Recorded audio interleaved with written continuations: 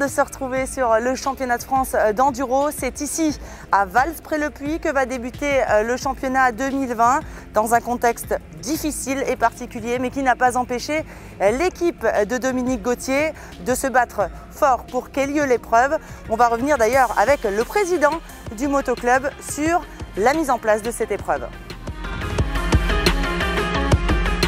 Ça n'a pas été simple de commencer à organiser cette course parce que dû au confinement, on n'a pu attaquer que très tard. On est passé en commission à la préfecture le 27 juillet et jusqu'à cette date-là, on n'avait pas la certitude de pouvoir l'organiser dû au Covid ou à d'autres contraintes, quoi. Alors les consignes dans le paddock, c'est les règles qui sont communes à tout le monde dès qu'il y a du public. Ça sera le masque obligatoire. Et je tiens à vérifier et à faire respecter ça, sinon l'organisation va vraiment être embêtée. Vous allez être contrôlé? On va être contrôlé, je pense, plusieurs fois dans la journée par les services concernés. Masque obligatoire sur les spéciales, masque obligatoire sur les buvettes. Et après, au milieu des bois, chacun est à même, s'il tient les distances, de l'enlever. Voilà, bien sûr. Cette ouverture du championnat 2020 au Puy-en-Velay nous a permis de redécouvrir un petit peu cette ville de 18 000 habitants, chef-lieu de la Haute-Loire, dominée d'un côté par l'église Saint-Michel. Elle est juchée sur un piton volcanique. Alors si vous voulez y aller, c'est possible. Si vous vous sentez un petit peu sportif, il faut juste monter 268 marches. De l'autre côté, la ville est dominée par Notre-Dame de France qui tient en ses mains un enfant. L'histoire c'est sympa, mais revenons à nos motos.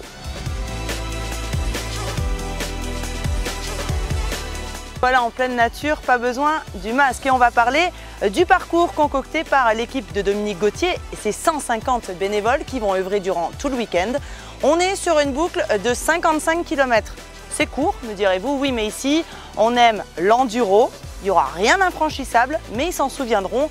On se rappelle de la finale 2016 qui en avait laissé quand même quelques-uns fatigués. Au niveau du sol, ce qu'on va retrouver, c'est une terre très rouge, comme on peut l'apercevoir ici. C'est normal, on est sur des volcans, mais on va surtout retrouver pas mal de cailloux, des pierriers, en veux-tu, en voilà.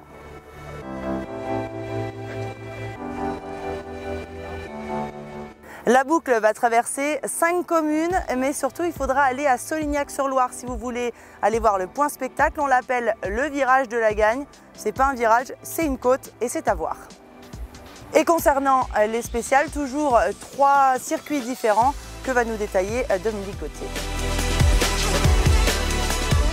Alors la spéciale numéro 1 est quasiment identique à celle qui a été faite en 2016 sur le site de Dolaizon. Donc une spéciale variée, une prairie, quelques pierriers, des montées, des descentes, relativement sélectif et technique.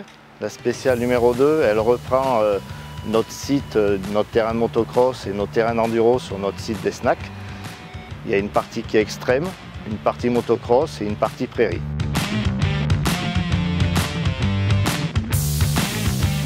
Et la troisième spéciale est un mix d'une ligne avec un départ arrivé au même endroit, en zone boisée et une prairie pour finir d'arriver.